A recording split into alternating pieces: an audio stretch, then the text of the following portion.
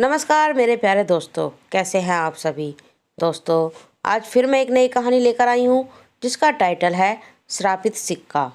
तो दोस्तों, मेरी ये कहानी सुनने के लिए मेरे चैनल को लाइक करें, शेयर करें और सब्सक्राइब करें। और दोस्तों, बेल आइकन को ज़रूर दबाएं जिससे कि आपको मेरी नई नई कहानी की नोटिफिकेशन मिलती रहे। तो कहानी शुरू करते हैं आज की। गाड़ी दवाखाने के सामने आकर रुकती है। उसमें से एक जोड़ा बहुत ही परेशान सा होकर उतर रहा था। न जाने उनके साथ क्या हुआ था, लेकिन बहुत उदास और लाचार लग रहे थे। ये दवाखाना दिमागी मरीजों का था। उनके साथ में एक 5-6 साल की एक लड़की भी थी। वो अपनी माँ का हाथ पकड़कर साथ में चल रही थी। जैसे ही वो दवाखाने में अंदर गए और सीधा वो रिसेप्शन में एक नर्स से बात करते हैं। डॉक्टर साहब हैं क्या? हमारा नंबर कब आएगा, ज़रा चेक करो। तो नर्स ने उनका नाम पूछा। मैं मंदार, और मुझे मेरी बच्ची को दिखाना है। उसका नाम त्रिशा है। मंदार ने जवाब दिया। सर, आपका चौथा नंबर है। आप थोड़ी देर बैठिए। जैसे आपका नंबर आएगा मैं आपको आवाज़ दूंगी। नर्स ने ऐसा बोलकर मंदार को और उसकी बीवी को इशारे से बैठने को कहा। मंदार अपनी बीवी स्नेहा और त्रिशा के साथ एक जगह जाकर बैठ गया। वक्त बीत रहा था और इधर मंदार और स्नेहा जरा परेशान हो रहे थे। मंदार उठकर बार बार डॉक्टर के केबिन के पास जाकर देख के आ रहा था। उससे रहा नहीं गया और फिर से एक बार वो नर्स से जाकर पूछता है, जरा देखिए और कितना वक्त लगेगा, मुझे जरा जल्दी है, हम परेशान हैं। नर्स ने अब जरा गुस्से से उसको जाकर बैठने को कहा। थोड़ी ही देर में नर्स ने आवाज़ लगाई, त्रिशा, मंदार आप जाइए। इधर स्नेहा और मंदार जैसे उस चीज़ का इंतजार कर रहे थे, वहाँ से झट से उठकर खड़े हो गए। त्रिशा को पकड़कर डॉक्टर के केबिन में चले गए। वहाँ कुर्सी रखी थी तो मंदार ने स्नेहा को बैठने को कहा और साथ में त्रिशा भी वहीं बैठ गई। डॉक्टर ने सामने रखा पेपर पढ़ा और पूछा, मंदार आप ही हैं ना? ओके, तो बताइए क्या हुआ है। मंदार बोलने लगता है, डॉक्टर साहब, ये मेरी लड़की है त्रिशा, 6 साल की है। उस दिन से घर में अकेले ही बैठकर बातें करने लगी है। समझ नहीं आ रहा क्या हुआ है। बोलो तो। कहती है वो अपने दोस्त से बात कर रही है। वो दोस्त उससे खेलता है। दिन तो छोड़ो, रात को भी वो बैठकर बातें करती रहती है। नींद भी पूरी नहीं हो पाती उसकी। इतने में स्नेहा, मतलब मंदार की बीवी, रोने लगती है। उसको चुप करते हुए मंदार आगे बोलना चालू करता है। हमने उसको समझाने की बहुत कोशिश की। वो ये भी कहती है कि उसका दोस्त दरवाजे के नीचे से आया है और उसने त्रिशा को एक सिक्का भी दिया है। पता नहीं ये सिक्का कहाँ से आया घर में। हमने उसको अपने दोस्त के साथ खेलो ऐसा कहा, लेकिन कुछ खास फर्क नहीं हुआ, इसलिए आपके पास आए हैं। अब आप ही बताइए कि क्या करें। मंदार और स्नेहा का चेहरा देखकर डॉक्टर को ये पता चल गया था कि बात जरा सीरियस है, लेकिन उन्होंने ऐसा नहीं कहा। उनको डॉक्टर को सोचने लगे। फिर मंदार और स्नेहा को बाहर जाकर रुकने को कहा और स्नेहा के साथ कैबिन में अकेले रुक गए। डॉक्टर ने त्रिशा को पूछा, बेटा तुम्हारा नाम क्या है? त्रिशा को देख के लग रहा था कि वो परेशान तो है। लगता था उसकी नींद भी पूरी नहीं होती कि आंखों के पास काले घेरे बने थे और उम्र के हिसाब से ज़्यादा थकी हुई लग रही थी। वो डॉक्टर ने समझ लिया कि बच्ची तकलीफ़ में है। उन्होंने उसको पूछा, तुम्हारा पापा बता रहे थे कि तुम्हारा कोई दोस्त नहीं है, तुम अकेली खेलती हो। त्रिशा बोली, है ना मेरा दोस्त, वो मुझसे मिलने आता है और मुझे ये सिक्का भी दिया था। उसने अपने जेब में रखा सिक्का डॉक्टर को दिखाया। वो सिक्का बहुत ही पुराना सा लग रहा था, सोने जैसा लग रहा, लेकिन वो सिर्फ उसका रंग था। अंदर से जंग लगे जैसा लग रहा था और टेढ़ा मेढ़ा सा था। बच्चे अक्सर ऐसी चीज़ें संभल कर रखते हैं जो उनको अच्छी लगती हैं। डॉक्टर ने पूछा, अच्छा ये बताओ, तुम उस दोस्त से रोज़ खेलती हो क्या? हाँ, मैं रोज़ खेलती हूँ और मैं जहाँ जाती हूँ वो मेरे साथ आता है, स्कूल में भी। त्रिशा ने बताया, क्या वो यहाँ भी है तुम्हारा दोस्त? डॉक्टर ने पूछा। हाँ, त्रिशा ने कहा। ऐसे कहते ही डॉक्टर को थोड़ा अजीब महसूस हुआ। उसने अपने आसपास नज़र दौड़ा के देखा। उनको सब कुछ नॉर्मल ही लग रहा था। फिर मुझे तो नहीं दिख रहा है, क्या वो सिर्फ आपको दिखता है? डॉक्टर उसको प्यार से पूछ रहे थे और मंदार और स्नेहा केबिन के बाहर से सब कुछ देख रहे थे। नहीं अंकल, वो मेरा दोस्त तो आपके पास खड़ा है, आपको देखकर हंस रहा है, वो ऐसे नहीं दिखता। ये सिक्का आपको हाथ में रखकर कहना है मुझे मरना है, तभी वो दिखेगा। डॉक्टर को थोड़ा अजीब लगा, लेकिन त्रिशा की बात सुनकर उसको भी लगा कि उसके केबिन में कोई है। लगा जैसे एक ठंडी हवा का झोंका उनको छूकर गया हो। वो मन में ही मुस्कुराए और त्रिशा के पेरेंट्स को अंदर आने को कहा। मिस्टर मंदार, त्रिशा को थोड़ी प्रॉब्लम तो है, लेकिन चिंता की कोई बात नहीं है। ये ऑटिज्म की केस है। ऐसे बहुत से पेशेंट यहाँ आते हैं। इसमें जो लोग अकेले होते हैं वो अक्सर अपने मन में जो सोचते हैं वही सच्चाई में महसूस करते हैं और उनसे बातें करते हैं। ये बीमारी धीरे धीरे ठीक हो जाती है, चिंता की कोई बात नहीं। ये दवाई मैं देता हूँ, आप देना चालू करो और कुछ हो तो मुझे आकर मिलो। और हाँ, त्रिशा को खुश रखो और उसको मनपसंद चीज़ें करने दो। उसको घुमाओ, लेकिन अकेला मत छोड़ो। मंदार और स्नेहा बस हाँ बोलकर वहाँ से निकलते हैं। वो सब घर जाते हैं। इधर जैसे ही ये लोग जाते हैं, डॉक्टर कोई पेशेंट ना होने से वो भी थककर आराम करने के लिए वॉशरूम की तरफ जाते हैं। हाथ मुंह धोने के लिए अचानक उनके दिमाग में त्रिशा की वो बात याद आती है। वो सिक्का। त्रिशा वहीं छोड़ जाती है। सिक्का हाथ में उठाकर वो मन में ही बोलते हैं कि क्या सच में मुझे मरना है? यह कहने से वो बच्चा दिख सकता है। और ऐसा बोलकर वो सिक्का वॉश बेसिन के ऊपर रखकर अपना चश्मा निकालकर चेहरे के ऊपर पानी लेते हैं और जैसे ही वो अपना सर ऊपर करते हैं, शीशे में कुछ दिखता है धुंधला सा। वो ठीक से देख नहीं पाते। रुमाल से चेहरा पोंछकर अपना चश्मा चढ़ाकर देखते हैं तो शीशे में कोई नहीं दिखता। उनको लगा कि यह उनका वहम होगा और जैसे ही वो पीछे मुड़ते हैं तो उनके बिल्कुल पीछे एक बेहद डरावना जला हुआ बच्चा बैठा हुआ था। वो उनको घूर रहा था। डॉक्टर को सोचने तक का और आवाज़ देने का भी मौका नहीं मिला। वो इतना भयंकर था कि एक बिजली सी उनके सीने में दौड़ गई और एक जोर का दिल का दौरा पड़ा और वो ज़मीन पर गिर गए और जगह पर मौत हो गई। इधर वो सब चीज़ों से बेखबर शाम को मंदार और स्नेहा त्रिशा के पसंद का खाना ऑर्डर करते हैं और खाते सो जाते हैं। सुबह सुबह स्नेहा मंदार के ऑफिस की तैयारी में लग जाती है। मंदार को एक फ़ोन आता है। वो आंखें मूंद ही फ़ोन उठाता है और उसकी नींद से जैसे एक झटके में उड़ जाती है। वो कुछ समझ पाता है कि स्नेहा वहाँ आ जाती है। स्नेहा, त्रिशा के डॉक्टर की कल मौत हो गई, का दौरा पड़ा था। यार, ये क्या हो रहा है, समझ नहीं आ रहा, मंदार ने उसको देखकर कहा।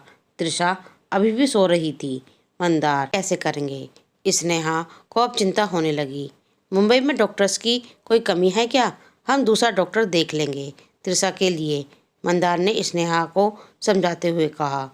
मंदार को यह सब सुनकर अब ऑफिस जाने का मन नहीं था। वो ऑफिस में फ़ोन कर के आज की भी छुट्टी लेता है। सुबह का काम निपटा कर वो खाना खाने के बाद मंदार त्रिशा से बोलता है। त्रिशा बेटा, आज मेरा मन आज घूमने का हो रहा है और आइसक्रीम खाने का हो रहा है, चलें क्या? त्रिशा को आइसक्रीम बहुत पसंद थी। वो एकदम से तैयार होती है। त्रिशा और मंदार जाते हैं और स्नेहा घर में ही रुकती है। आज उसको घर में बहुत काम थे, सफाई करनी थी और ये घर किराए का था और यहाँ भी वो अभी शिफ्ट हुए थे तो नए घर में काम तो रहता है। कल सारा दिन उनका दवाखाने में गया था, इसलिए आज काम थोड़े ज़्यादा थे। वो यहाँ नए थे तो खास किसी से जान पहचान भी नहीं थी। एक ऑफिस वाला पहचान का था, शर्मा, जो पास में रहता था जहाँ कभी त्रिशा खेलने जाती थी। उनकी लड़की लगभग एक उम्र की थी। मंदार और त्रिशा गाड़ी में बैठकर बाहर जाते हैं और स्नेहा अपना काम चालू करती है। स्नेहा को ये घर बहुत पसंद नहीं था, लेकिन घर के ऑफिस के लिए उनको पास का कोई घर चाहिए था। वो सफाई करते करते घर के पीछे जाती है तो वहाँ एक दरवाज़ा दिखता है। खोलकर देखा तो वहाँ सब पुराना सामान और कबाड़ा रखा था। वो वहाँ जाती है तो हर तरफ धूल और मिट्टी होती है। लगता है यहाँ सालों से कोई सफाई नहीं हुई थी। स्नेहा जैसे ही अंदर जाती है उसको बड़ी खराब बदबू आती है। उसको लगता है कि कोई बिल्ली या चूहा तो नहीं मरा है। यहाँ हर जगह देखने के बाद धूल के सिवा यहाँ कुछ नहीं था। वो कुछ और ढूंढने लगती है और उसको एक सिक्का मिलता है और एक पुराना ट्रंक मिलता है। उसको जैसे ही खोलती है एक झटके से वो खुल जाता है और उसमें से कुछ निकलता है जो उसको धक्का मारकर उस रूम में बाहर भागता है। उसके पैरों के निशान नीचे पड़ी धूल से साफ दिख रहे थे। स्नेहा भी उसके पीछे पीछे भागती है। वो घर के अंदर जाता है। पैरों के निशान देखकर लग रहा था कि वो एक बच्चा था। तभी तिरसा की बात याद आती है कि वो उसका दोस्त जो उसको मिलने आता है। अब स्नेहा घर के अंदर थी। निशान अब ऊपर छत की तरफ गए थे। वो ऊपर भागती है। तभी कुछ एकदम ठंडा हवा का झोंका उसको छूकर जाता है और उसके बाद वो बच्चा उसको सीढ़ियों के नीचे देखता है तो वो उसको झुककर देखती है। वो बहुत ही डरावना था। एक बाजू से जला हुआ और आंखों से खून गिर रहा था। स्नेहा बहुत डर गई लेकिन कुछ करती उसको बहुत जोर से धक्का लगता है और वो सीधा सीढ़ियों से जमीन पर आकर गिरती है। सर से खून निकलकर वो ही मर जाती है। ये सब चीज़ों से बेखबर मंदार तिरसा को आइसक्रीम दिलाकर पूछता है, तिरसा मुझे बताओ, तुम जिस दोस्त की बात करती हो वो दोस्त आज तुम्हारे साथ नहीं आया क्या? उसको आइसक्रीम नहीं पसंद? नहीं पापा, उसको तो आज खून पीने का मन हो रहा था इसलिए वो आज घर में ही रुक गया। तिरसा ने जैसे ही ऐसा कहा मंदार के जो जैसे होश ही उड़ गए। उनको स्नेहा की चिंता होने लगती है। वो तिरसा को गाड़ी में बिठाकर अपना आइसक्रीम फेंक देता है और गाड़ी चालू करके घर के लिए भागता है। घर आते ही देखते हैं कि घर के सामने का दरवाज़ा खुला हुआ है और बाहर कोई नहीं है। मंदार भागते हुए अंदर गया तो देखा तो जैसे ही उसके पैरों से नीचे से ज़मीन सरक गई। वो थरथरा रहा था। सामने स्नेहा खून में लिपटी पड़ी है। मंदार एम्बुलेंस को फ़ोन लगाता है और सभी दवाखाने भागते हैं। ऑपरेशन रूम में जाते ही डॉक्टर बाहर आकर मंदार को कहते हैं, सॉरी, ये पहले ही मर चुकी हैं। उनकी मौत तो लगभग 2 घंटे पहले ही हो चुकी है। मंदार एकदम टूट सा जाता है। अभी लड़की की तबीयत के सवाल उसके दिमाग में थे कि उसको अपनी बीवी की मौत ने पूरा हिलाकर रख दिया। उसकी मौत के 3 दिन बाद मंदार उस सदमे से बाहर नहीं आ पाया। तिरसा भी कुछ नहीं खाती थी। तभी शर्मा जी आते हैं। कुछ बातें होने के बाद शर्मा जी कुछ बताना चालू करते हैं। सुनो मंदार, तुम शायद मानते नहीं लेकिन तिरसा की हालत बहुत ख़राब है। मैंने बताया नहीं, लेकिन जिस दिन भाभी की मौत हुई उस दिन वो हमारे घर थी। तुम सब क्या कर्म में थे? यहाँ तिरसा ने मेरी लड़की को हाथ पर काटा। काफ़ी खून निकला और टाँके भी लगे उसको।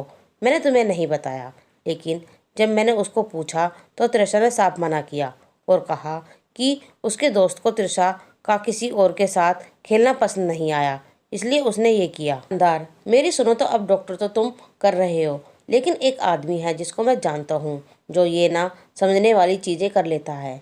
तुम कहो तो मैं बुलाऊं? शर्मा जी की बीवी भी मंदार को यही दोहराती है। मंदार अब राजी हो जाता है। निकोलस नाम था उनका। वो एक चर्च में प्रीस्ट थे। घर में आते ही उनको ये बात तो पक्की हो गई कि घर में कुछ तो है जो बहुत ही बुरी आत्मा है और उसका इरादे बहुत ही खतरनाक और डरावने हैं। उन्होंने सब बात समझ ली और फिर तिरसा से मिलने उसके रूम में जाने लगे। तिरसा अंदर सो रही थी। उन्होंने जैसे उसका दरवाज़ा खोला, एक बच्चा जो पूरा जला हुआ उसका गला दबाकर दीवार के ऊपर घसीट रहा था। उसको फांसी लग रही थी। सब लोग डर गए, लेकिन निकोलस ने अपने गले से भगवान का क्रॉस निकाला और उसके सामने किया। वैसे ही उसने तिरसा को छोड़ दिया और वहाँ से भाग गया। आज सब उस लड़के को देख लिया था और अब तिरसा की सब बातें समझ आने लगी थी, जो कि सभी सही थी। निकोलस ने अब ये तो समझा कि कोई साया है यहाँ जो बहुत डरावना है, लेकिन उसको क्या चाहिए ये समझ नहीं आया। वो ढूंढने के लिए उसने इस घर की सारी चीज़ें देखना चालू किया। वो देखना चाहता था कि ये जो सिक्के हैं वो आ कहाँ से रहे हैं, क्योंकि अभी जब तृषा के रूम में ये सब घटना हुई थी, होना हो कुछ तो रिश्ता था इन सिक्कों का और उस बच्चे का। पूरा दिन और आधी रात जागकर ढूंढने के बाद सब लोग घर के पीछे बने उस रूम में जाते हैं। रात के कुछ 10:30 बज रहा था। सब लोग साथ में मिलकर उस पीछे वाले रूम में जाने के लिए आते हैं। निकोलस सबसे आगे था। उस रूम में बिजली थी लेकिन कोई बल्ब नहीं था। अंधेरे में निकोलस ने टॉर्च से रूम के अंदर देखने की कोशिश की। सब कुछ शांत था। सब अंदर गए, लेकिन जब निकोलस को अलमारी दिखती है तो उसकी तरफ बढ़ता है और जैसे ही उस अलमारी का दरवाज़ा खोलने की कोशिश करता है, उसकी नज़र अलमारी के ऊपर जाती है। वैसे ही ओहो माय गॉड, वो जला हुआ बच्चा उसके ऊपर कूद जाता है और उसका गला पकड़ लेता है। निकोलस भी डर जाता है, लेकिन जल्दी होश में आकर अपने हाथ में रखा क्रॉस सामने धर देता है। वो जला हुआ बच्चा चिल्लाते रोते हुए वहाँ से गायब हो जाता है। इस बात से यह पता चला कि उसको बस में लाया जा सकता है। थोड़ा संभलने के बाद वहाँ उनको वही बक्सा मिलता है जो तृषा की माँ को यानी स्नेहा को मिला था। वो बक्सा खोलते ही बड़ी अजीब सी कपकपी महसूस हुई थी क्लोज को। वहाँ और भी सिक्के थे। अब समझ आया कि ये यहाँ से आए थे। यह सब देखकर निकोलस ने मंदार से कहा, ये घर आपका है क्या?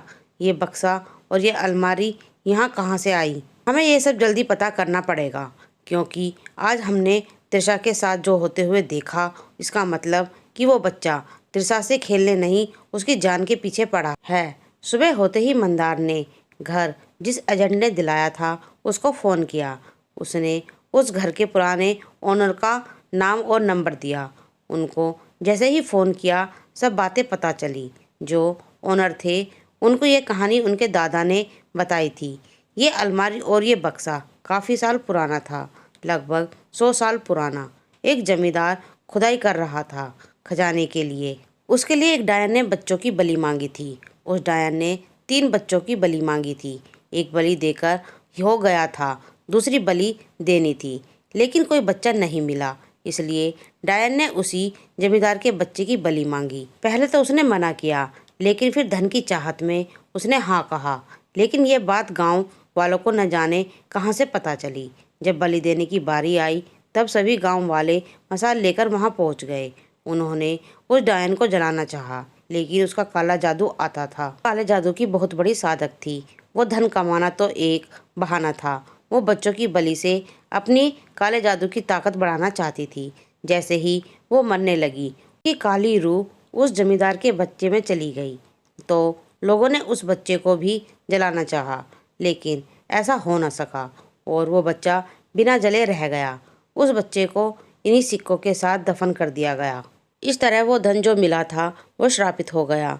वो श्रापित सिक्के सालों तक जमीन में गड़े रहने के बाद भी वो शाप उनमें रह गया था। लेकिन उस डायन की रूह तो, और जैसे ही उस जमीन पर कुछ सालों बाद घर के पुराने मालिक ने काम चालू किया तो ये बक्सा मिल गया जिसमें वो श्रापित सिक्के थे। उन्होंने इसको छुपाना चाहा। कुछ दिन के बाद वो खुद पागल सा हो गया और कहते हैं कि उनको भी बच्चा दिखता था। बाद में वो सब ये घर छोड़कर चले गए, लेकिन अब वो डायन वापस आ गई है और उसको बलि चाहिए, इसलिए वो तृषा के पीछे पड़ी है।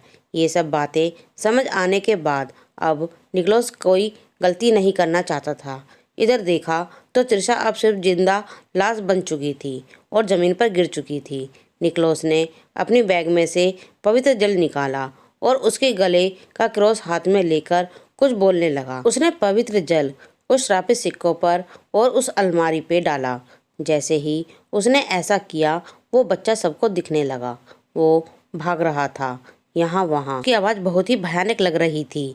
वो अब खुद जलने लगा था और वो श्रापित सिक्के भी एक एक करके मिट्टी हो रहे थे। वो डायन जो बच्चे में थी अब जलकर राख हो चुकी थी और वो सिक्के भी। अब तृषा को भी होश आ रहा था। वो उठी जैसे कुछ हुआ ही नहीं। अपने पापा को देखकर भागकर लिपट गई। उसका काम पूरा हुआ था। उसने उस डायन को मुक्त किया और तृषा को नई जिंदगी मिली। लेकिन ये सब में तृषा को माँ की जुदाई सहनी पड़ने वाली थी। निकोलस ने जाते हुए तृषा से पूछा, मुझसे दोस्ती करोगी तृषा? लेकिन मैं सिक्का नहीं दूंगा, आइसक्रीम और चॉकलेट दूंगा। चलेगा त्रिशा? सिर्फ मुस्कुरा रही थी। तो मेरे प्यारे दोस्तों, आपको ये कहानी कैसी लगी कमेंट में लिखकर जरूर बताया करें। धन्यवाद।